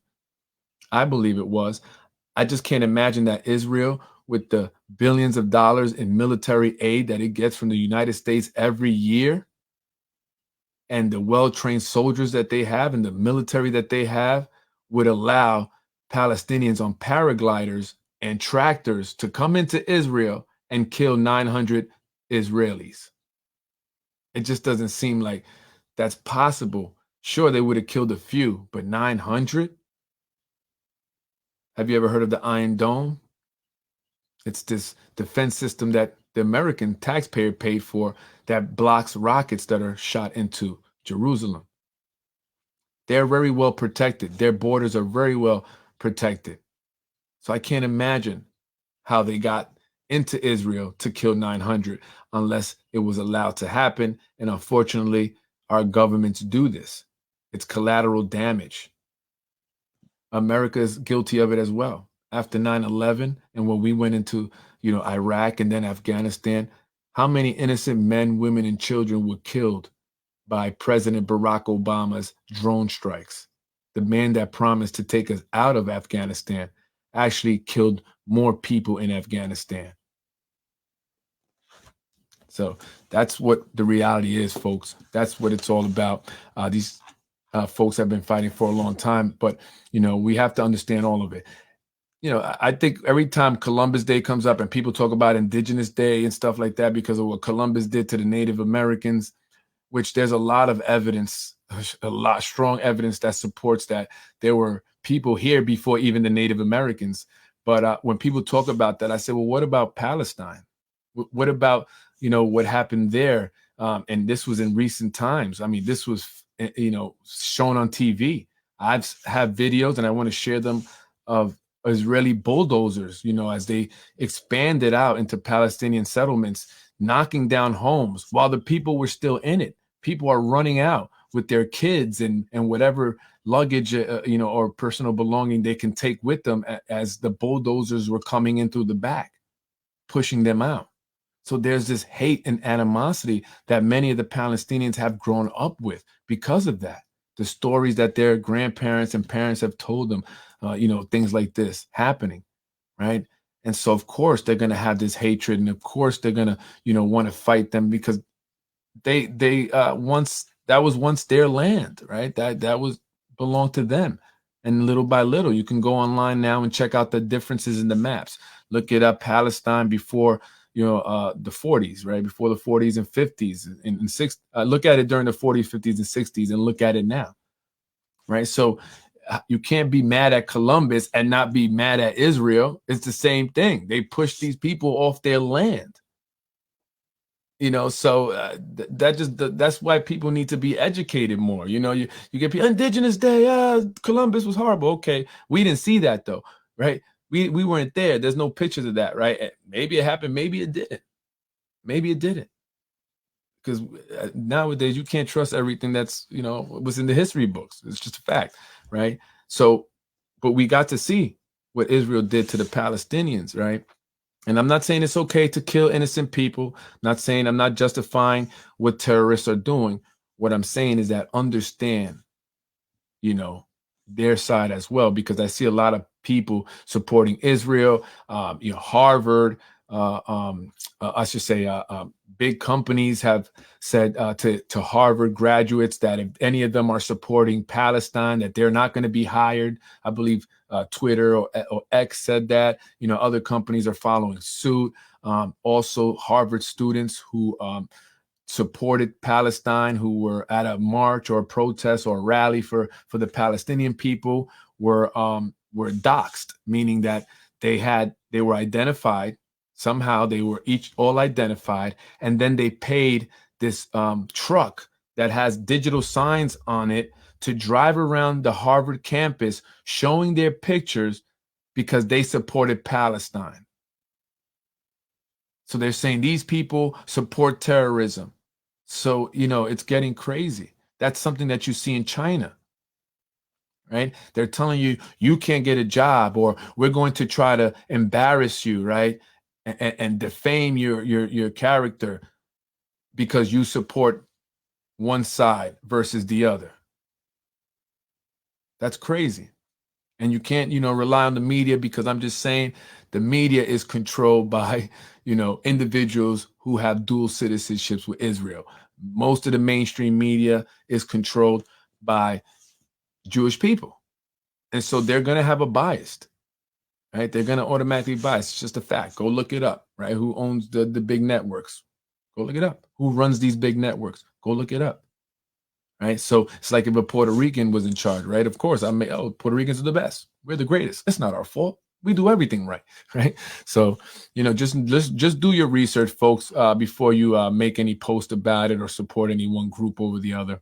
Anyway, folks, I'm Freddie Vasquez, Basement Politics Unfiltered. We must come out to vote. Let's vote. Let's vote. Let's vote. We have some candidates out there that are genuinely out there to do a good job. Again, Jose Diaz, District 17 on the county legislator, board of legislators. You have Debbie Kozak, who's going up against Shanae Williams. Shanae Williams, I mean, District 16, folks. Again, it's not personal. It's just, what have you done? And if you guys have an issue with what I say in the podcast, you are more than welcome to join me and debate me or, disagree with me and give me reasons why. Show supporting facts.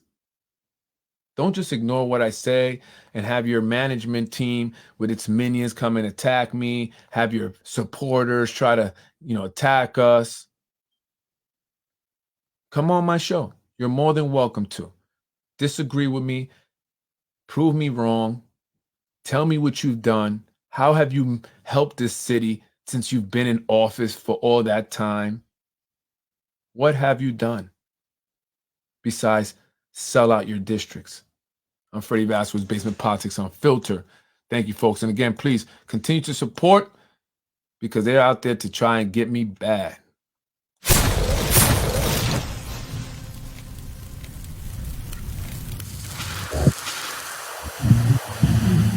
The Politics Unfiltered. Oh, by the way,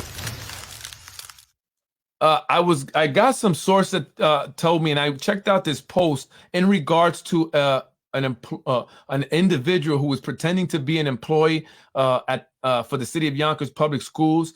According to the source, this individual was going to work in one of the schools as if he was a staff member, a legitimate staff member. I'm trying to verify this, although there is a post on Facebook where people are talking about it.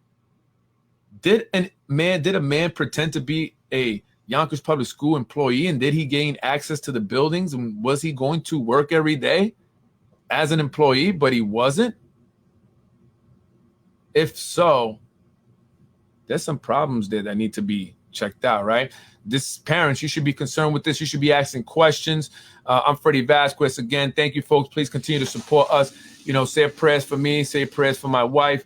This woman does a great job, folks. And I'm not, I know she's my wife. And of course, I'm going to say she does a great job. But don't take it from me. Take it from staff and students who have all said this. I mean, my wife has had students reach out to her, ready to protest, ready to write letters to the district, because she's been amazing. She's impacted them. So, this is what, they do to people that are good. And she hasn't done anything. She's not speaking out. I'm speaking out. I'm telling the truth, right? But they're going after her, trying to get to me. So I'm asking for the city of Yonkers to show support to Freddie Vasquez.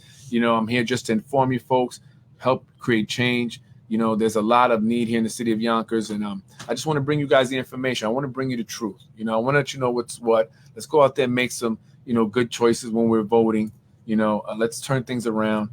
It's very bad out there. It's very disgusting. It's unbelievable, but with public support and by making it public and letting you guys know what's happening, I feel like that, that definitely makes a difference. It doesn't make it so easy for them to, to just, do what they want to do.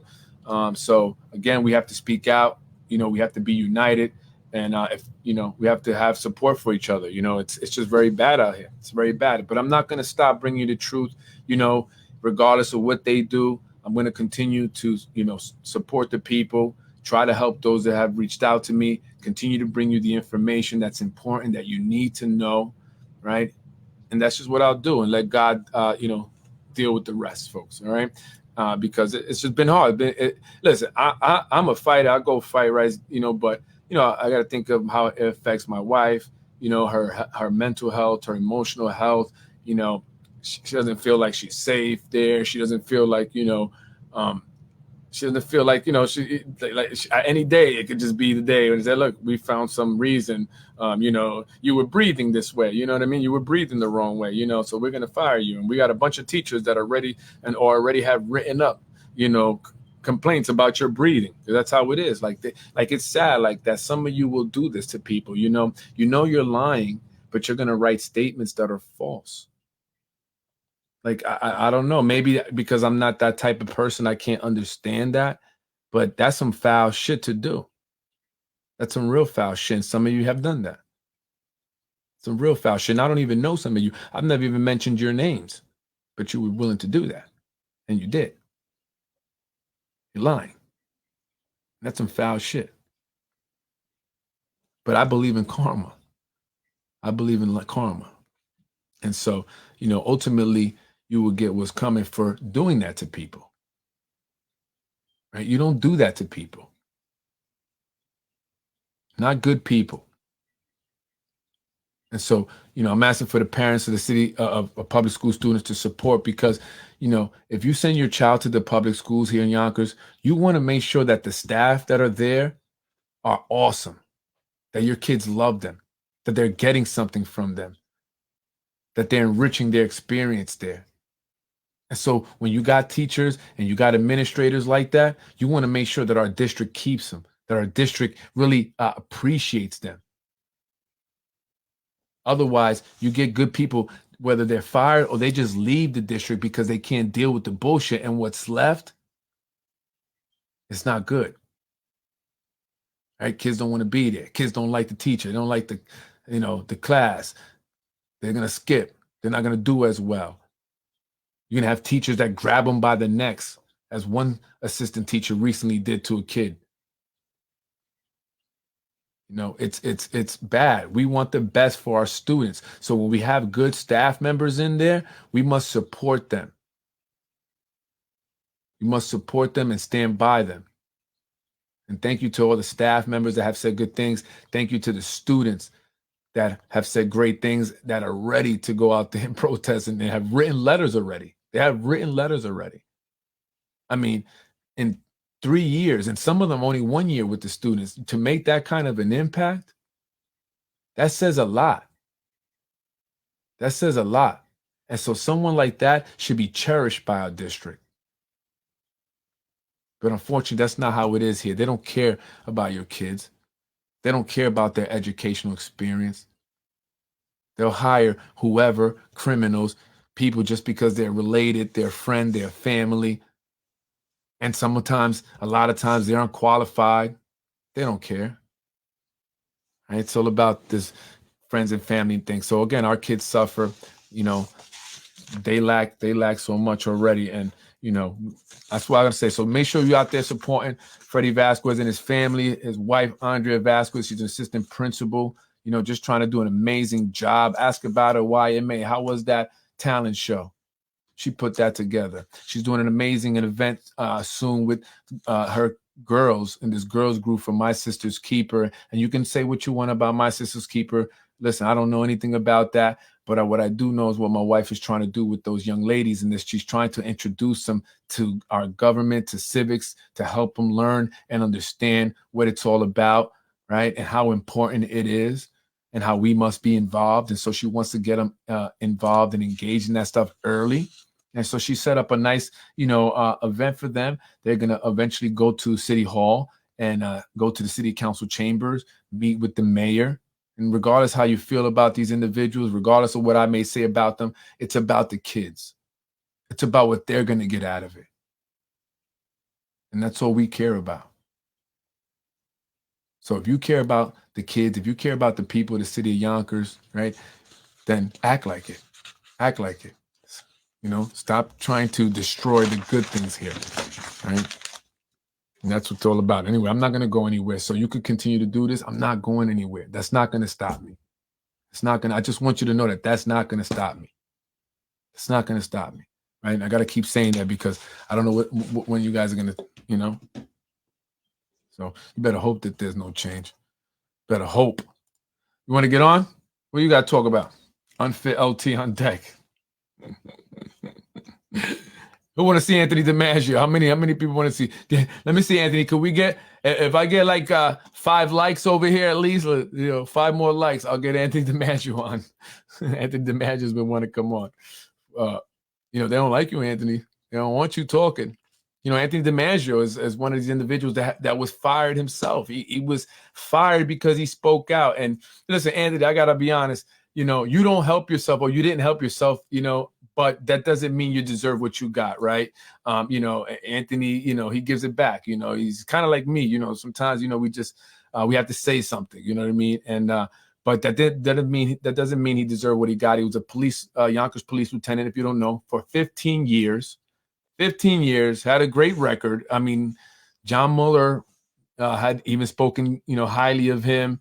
And then one day he made the mistake of speaking out, and it was all over from there, right? And how bad it was is that they utilized his personal life. They got to the mother of his child. They somehow convinced her to give up personal text messages that really had nothing to do with it, but they utilized that to target him, attack him using CPS, the family courts.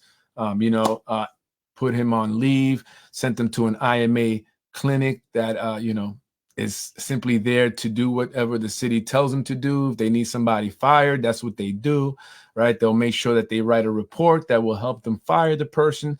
This has happened to not just Anthony DiMaggio, but other individuals from the police department to DPW. And it's a real problem. It's a real problem. It's truly a real problem. And Anthony does not deserve what he got. He lost everything. They took his pension from him, his income. These are the people that are in office now, the cheaters, the ones that, steal, right? Cheat, lie to enrich themselves. They enrich their friends, and they have no problems seeing a man, taking everything from a man, completely destroying his career. And they have no problem with that. No problem whatsoever with that. They'll take everything from you. They don't care. And they'll go on, right? That's how they are. So, check that out. Anthony DiMaggio has been talking about, his situation. He was on my podcast talking about it a lot. It's definitely something that they don't really want you hearing. They don't want Anthony DiMaggio on, especially with Freddie Vasquez. They do not, because a lot of people watch and they see the inner workings of the police department. I mean, this is coming from a police officer, a lieutenant, right? A lieutenant in the Yonkers Police Department. You would think that there would be some investigation into what he's saying. Nothing. Right? Nothing. So, check it out. Yeah, I think that's messed up. And then going on when you go off. You guys want to see Anthony DiMaggio back on Basement Politics? They're going to come at me so hard. It's sad. It's unfortunate, that the way that I've been attacked, the way that, my family's been attacked is crazy. It really is. It's just messed up. I want to go and fight people, but you can't fight these guys. They hide behind their computers. They don't do it that way. You know what I'm saying? Not that I should be fighting. I'm just saying, but, they'll use the building department. They'll use all these different agencies, like Anthony DiMaggio says and others says, to come at you. They'll use the law enforcement to come at you. They'll whatever, they'll pull you over. They'll give you tickets. Like they were giving me a bunch of tickets on the camera thing. And I know they were bogus because when I went to fight him, the judge just dismissed him. He didn't even let me see the video. I've never had that happen. They always show you the video. He just went into the room, came back out. Yeah, these are no good. Well, why not? He didn't even tell me why they were no good. Because they were bullshit. Because they were because they track your plate. And if you don't think that they do that with the new camera system, then you just, you're naive. Okay, I'm gonna put it that way. They have this new system. They track plates. So if they enter your plate into that system, all the cameras that they got up will pick up on it and will alert it. How you think they found me so quickly when I was over there on Midland and Bronxville over there? And they tracked me quick because I was over there investigating a story that they definitely did not want coming out. Definitely did not want coming out. That's why I was over there. And they came up on me within 5 minutes. They were ready to impound my car. Yep, impound my car. And I made the mistake of parking in front of one of those cameras. That's what happened. Right? And so, and I knew it was coming for me. So, that's just how it works. That's how it is here in the city of Yonkers.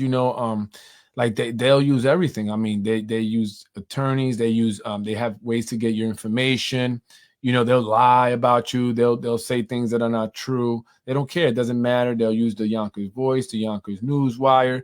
They'll whisper things to people, right? So then the rumors start going on about you. And that's what happened to one guy in DPW. A rumor was spread about him, and he got upset about this rumor because it was a very nasty rumor.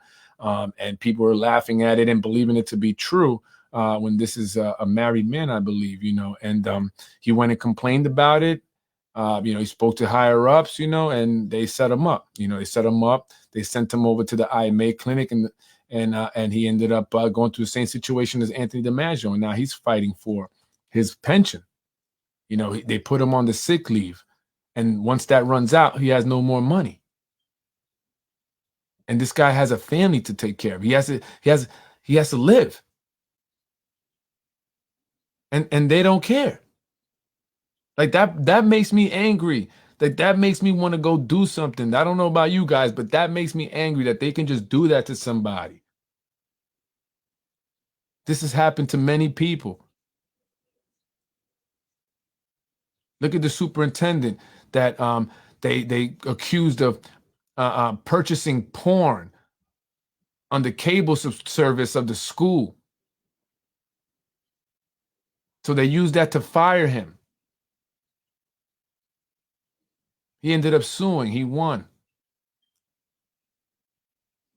But they did that.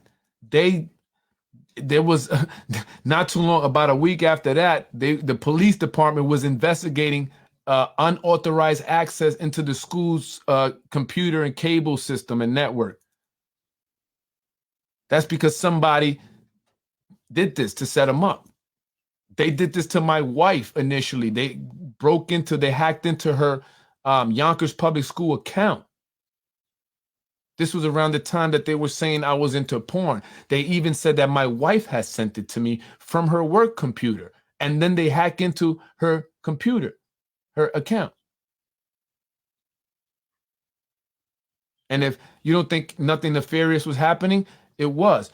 Because someone reached out to me from the very top and said, hey, I just want to let you know that all of the computers in the city were hacked. But that was a lie. The IT guy from the city of Yonkers told my wife it was only her computer. So why would they want to make me believe that all of them got hacked? At that point, it was too late. We already knew that it was only hers. They were going to try to set me up.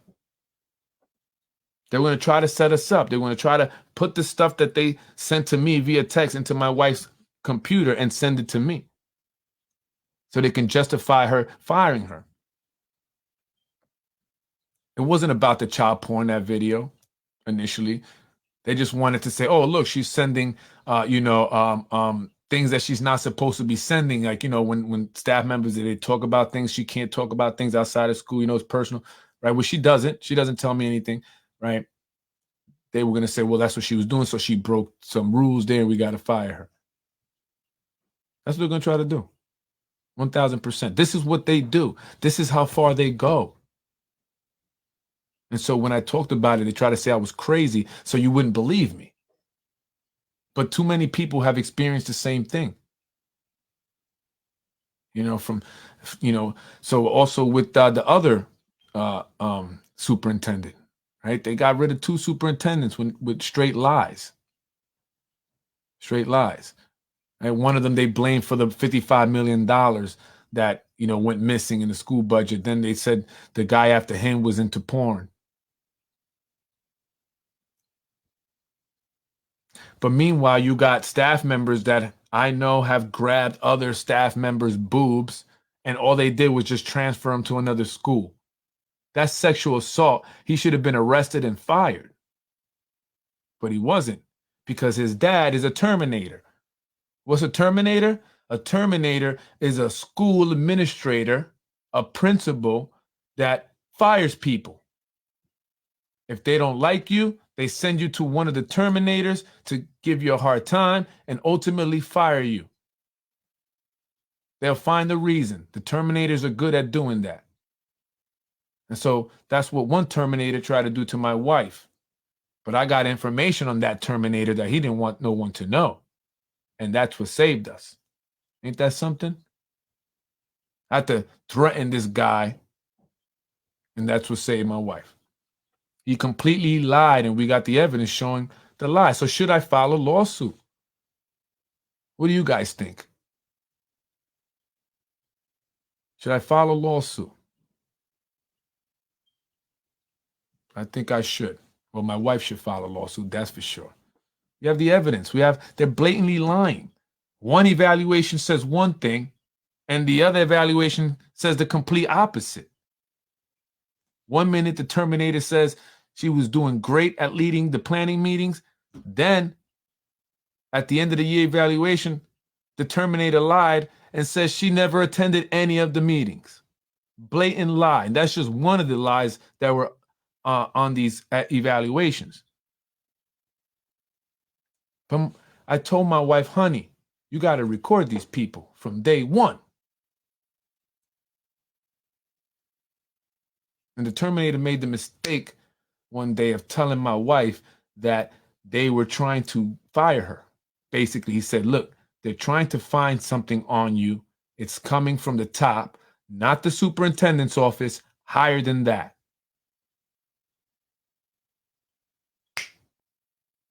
Terminator saying this. You got to record everything. So people could be mad if I recorded them, but guess what? I had to protect myself. And thank God I did in some instances, because now I got evidence to prove what I'm saying. I got evidence to prove that Yonkers Voice Ruros said to me that Yonkers city officials wanted him to attack my business, to hurt my business by writing a negative article about me. And that's what he has done. John Cater, did he deny it when we were in your office? What'd he say? He says he can't remember. He doesn't remember. That's what well, first he was saying no. Then he said, oh, I can't remember because I told him I got you recorded, you piece of shit. So go ahead and lie. I'm not going to play here because that's going to be for the court.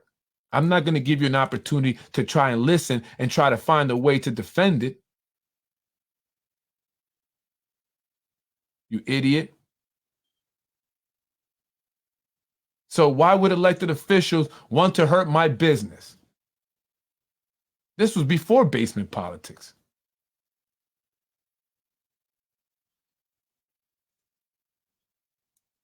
Why? Because I was holding them accountable. I was saying, hey, we need your help and you're not helping. What are you guys good for? So they got upset about that. That was 2021, the beginning of 2021, right? So you have to record certain individuals. You have to, because they say things, and then they'll deny it. And then if you don't have it recorded, it's your word against theirs. And so I recorded that guy. By the way, I want my watch back to the individual I loaned to my recording watch. I had a watch that records video and audio. Thank God I downloaded everything off it that I had, but I would like my watch back. I did pay some good money for that. It's a spy watch. I'm totally serious about that. I never got it back from the individual. I mean, look, you know, I'm just saying it would be nice to get it back. I mean, you could just pay me for it, I guess, if you want it. But I would like my watch back, right? So I had a lot of different recording devices. Got one right here attached to my computer right now because I'm downloading stuff from that. But, you know, that's what you have to do. So I got a lot of information on these people. I do. And it's just like, it's like my protection. It's like Jeffrey Epstein, but I'm just using it for protection. You know, hopefully to keep, you know, myself, my wife employed. That's just what I have to do, you know. And I know about the employee who was touching little boys, got caught with a little boy in his bed. Wifey left him after that, but they kept it quiet. This is a city employee, city official.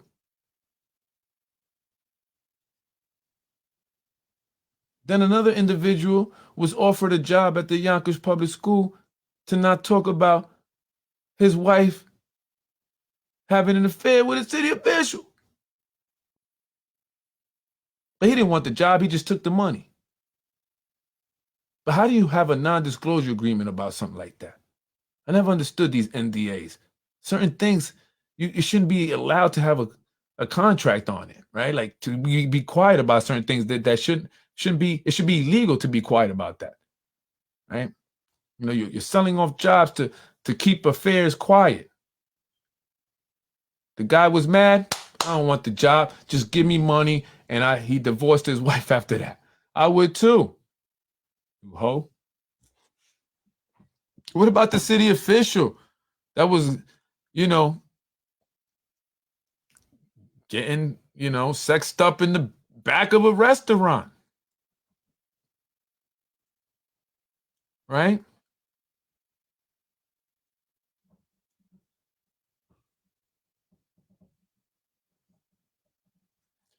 I mean, I could go on with stories like, you know, and then they want to fire a great employee. They want to fire someone like Anthony DiMaggio. He wasn't having sex with a city official in the back of a restaurant. He didn't grab a student by the neck. He didn't touch a teacher, grab a teacher and grab her boobs, teacher's boobs. He didn't do that. He wasn't caught in bed with a little boy or a young boy. Yet he loses his pension and his income. He wasn't sniffing cocaine on the job or passed out in his cruiser high on heroin.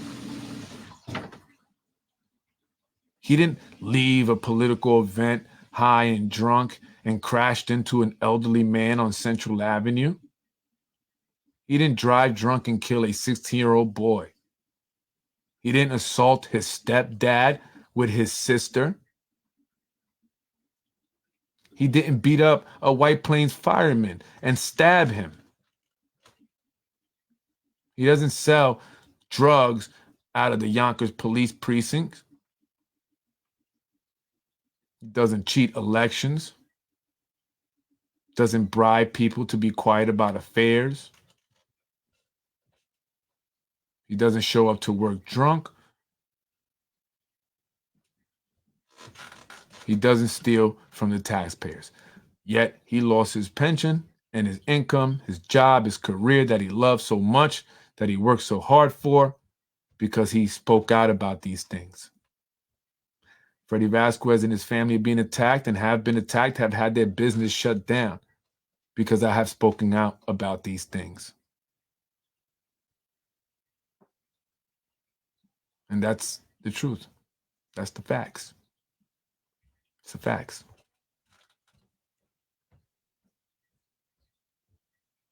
It's a circus. They're a bunch of clowns. And we got to come out and vote this year, folks. We have to. Why don't you come out with me for a few minutes to open the show up at 8 o'clock? What time is it? Yeah, you gonna invite me? You're gonna invite me? You know, so that's what it is here in Yonkers, folks. That's what it is. You know, you got adultery, drug use, drug dealing, money stealing, you know, assault, violent assaults, you know, sexual assault, pedophiles, degenerates, all at the top. That's the truth. That's a fact. And if we don't vote for change, that's what's going to continue. I'm Freddie Vasquez, Basement Politics Unfiltered. Have a beautiful night. Enjoy your week. And pray that I'm still around. Pray that my wife is still around.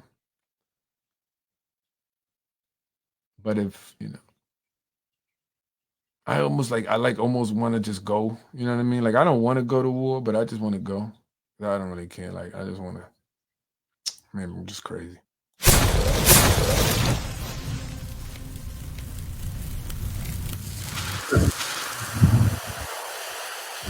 In housing, I don't think you were. I want. In another one, Mr. Rubo lied to me, and I don't vote for a person that lied to me. Thank you very much. I want to end this quick because I'm greedy and I want some of the butter chicken. So thank you. Let's get it popping. In another one, Mr. Rubo. Come on, give us straight. sure that my competition, the guy who always talks about me. Let me tell you, it's a lot of people that spoke today that was against me, and I still help you to this day. There are churches that are sitting in here that come to me, and I provide for your parishioners. Okay? And they come to me. You don't do nothing. I should have They stayed. come to me. Well, now you say it's my job, but when I'm out there on the front line, you say it's not. And I have given to you as well. And I have given to you as well. When I became majority leader, I became majority leader to change the narrative. The narrative of being begging. You're one of them, begging. Wow. Yes. Wow. Yes. Wow. Who did she talk to? Let me know. You ratchet hood rat. Yo, I'm glad I left. Let me tell you something. I've sat there. No. I sat there. I know who the fuck you think you are. If you want to play this game, you're going to lose it. Hey, listen, I know you're a lieutenant. When you have a problem with the detectives, you call detective sergeant. If you have a problem with that, you call detective lieutenant. I know who the fuck you think you are. But Mr. Rumo lied to me, and I don't vote for a person that lied to me. Thank you very much. I want to end this quick because I'm greedy and I want some of the butter chicken. Helen off easy. Are you doing interviews right now? Yes, I sent that text message yesterday if you had any questions for the candidates. Yes.